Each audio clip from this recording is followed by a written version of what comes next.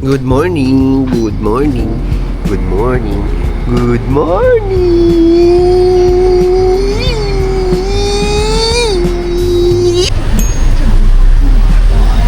Day 2.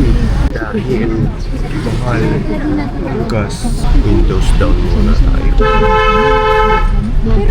Old Quarter! Here we go! The famous Atiha store. And the Highlands and everything. And everything. Hi, everything!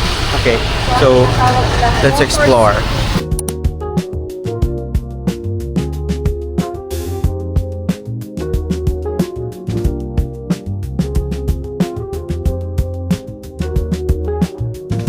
Uy!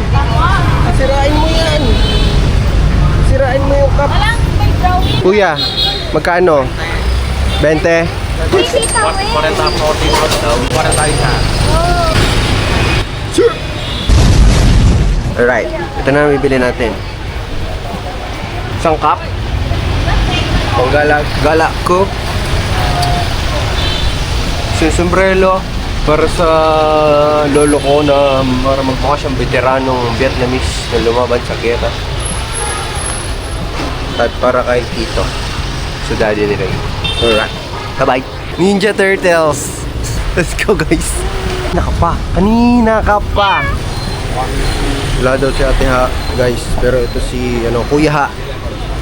So, Ate Ha will be here at 2 p.m. So, you're Kuya Ha? Yeah, ambit ko lang. Kuya Ha, guys, this is Kuya Ha. Di nyo na pwede masisigop. Ako, hi. Yeah. In the morning. Uy, thank you. Thank you! Come on! Libre, guys. Come on! Libre. Thank you. Bye-bye po! Thank you, Kuya Ha. That's Kuya Ha. Kuya Ha sa morning, Ate Ha sa afternoon. Nandito na kami sa Bangkok. Pipicture muna dito and tatry namin dito ako mag-try ng egg coffee. Ay, ito po, pasok muna tayo. Okay. Sige, let's go. Guys, egg coffee. This is around 170 pesos.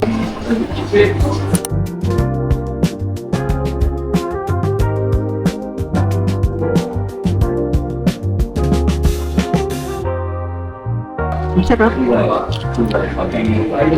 Masarap, para siyang leche flan ng kape. Masarap. Pero more than that. Diba? Oo, tama, nagustuhan ng nanay ko. Ito naman ay matcha with banana cream. Masarap din. Masarap din to. Magkano to?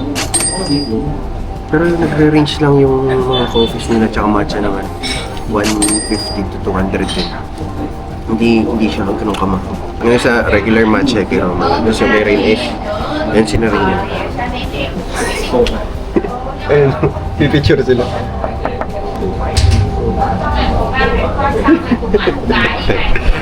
Pag-inom kayo ng egg coffee, make sure na haluin nyo. Ang pait mo ilalim. Pero masarap yung pinaka-egg foam niya. Pero haluin nyo. Masarap. Hello. Bumili kami ng mangga, pinahiwa na namin. Ang kilo dito ng mangga ay 114 pesos ang kilo. Yan. So yung dalawang ganyan kalaking mangga, 47,000 is equals to 100 pesos only. Oh my gosh! It's so good. 47k, 106 pesos. Dalawang ganung kalaking mangga. May alamang kayo? Yung mangga nila, malapit na. Fruits nila, walang gaanong tamis. Malapit na mawala ng lasa. Mga GMF. Pero hindi maasim. Pero malambot. Mga GMF na kanilang mga fruits. Ano to?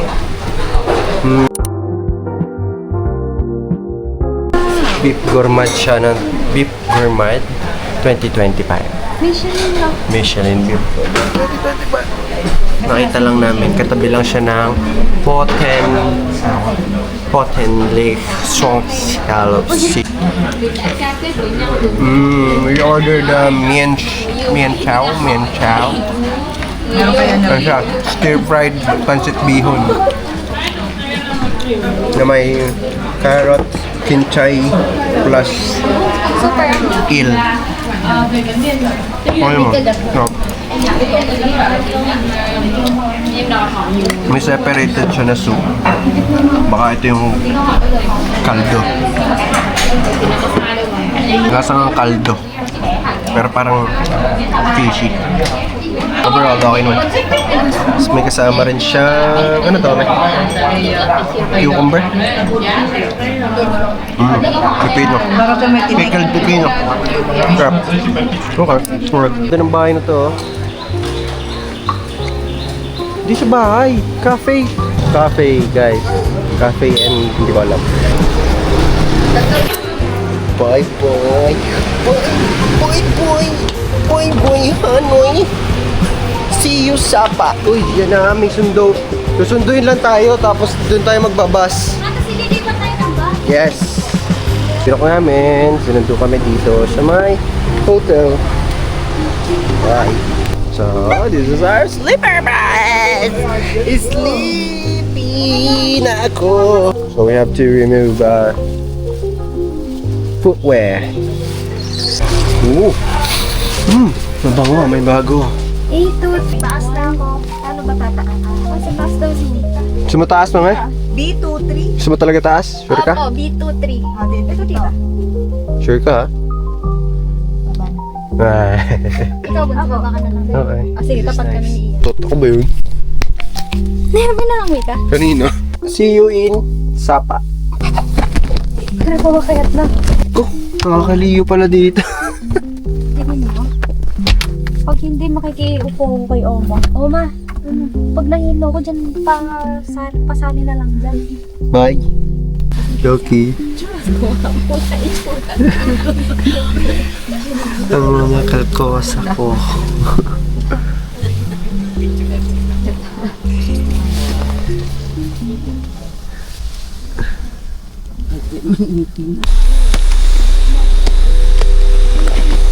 Sapa. Yes. Medyo malamig. Bukas ulit. Leon na ako.